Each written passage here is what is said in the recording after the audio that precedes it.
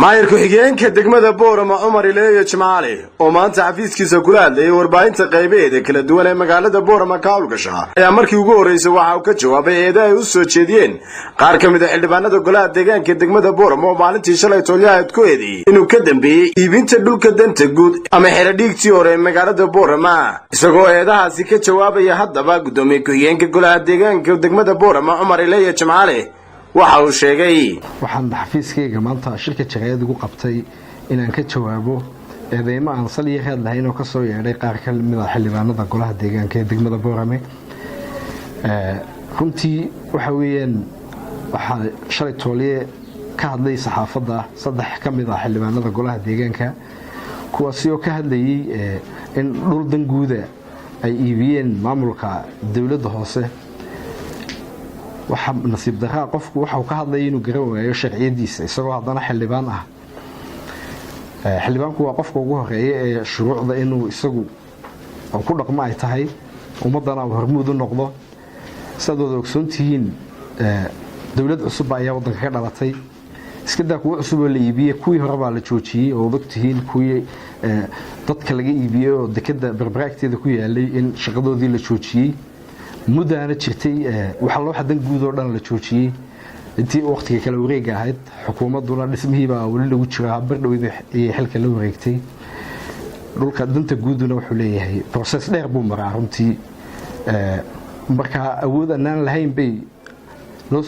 aad moodaa inay noo soo daadajineen annaga dhulka danta guud process buu maraa processkaasi waxa weeye guddi qandaraasyo wasiiraba jirta guddidaas fariisata iyaga eega madaxweynaha u gudbiyeen madaxweynaha ogolaado markaa dabadeedna hawlaha guud bay tagaan oo markay lacagtii shubaan baa ay ka soo qaataan mulkiyadda dabadeedna waxa la tagaa degmadii ay dhulkaas ku yaalay markaas ay degmaduna sharcigii degmada u samaysaa marka waxa weeyaan awoodda horta ma balhiin baanu dhul danguuda ku iibino waqtigan imikaana waxa ahayd waqtigii kala wareegga oo la joojiyay in dhul danguuda la iibiyo marka waxa weeye qofku waxa ku hadlayo inuu marka hore soo hubiyo baa wanaagsan marka cadeynteeda laga rabaa iyo goorta ay dawladdu iibisay anagu awoodeeda horta ma lihin laakiin waxa laga rabaa inay soo cadeeyaan xildhibaanadu cidii iibisay sida loo iibiyay iyaga u taala marka sida ay u soo cadeynayaan hawsha iyada marka waxa nasiib darro waxa gaar ahaan u xusaya ninka la yiraahdo Xasan Jacayl in uu qofka shakhsiyadiisa aniga shakhsiyadeydu mar hore wax ka sheegay isagoo oo waqtigii la xildhibaanadu ay golaha deegaanku kala fadhiga u fadhiyaan 12ka la soo toosiyay ama la waayay oo shaqadiisiiba galay inuu dad mas'uuliyiin inuu cambaareeyo oo nasiib darro waa markii labaad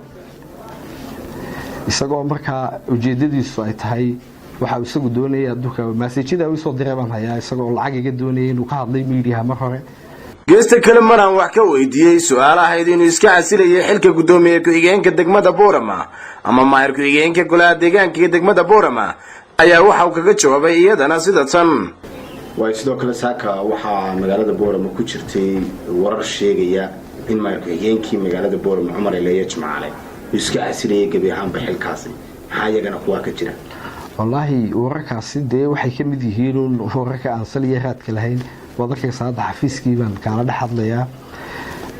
haday ay imanaysana de waa wax aniga igu xidhan oo markay iga soo goodo de sida imika baan idinku yeeray baan idinku yeeri lahaa oo dhan lahaa maanta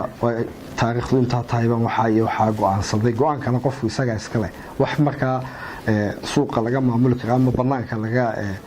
laga maamuli karo maaha shaqadii aan dadku noo doorteen baan haynaa oo wadnaa wali maalinta iga soo goodana de waa wax aniga ii yaala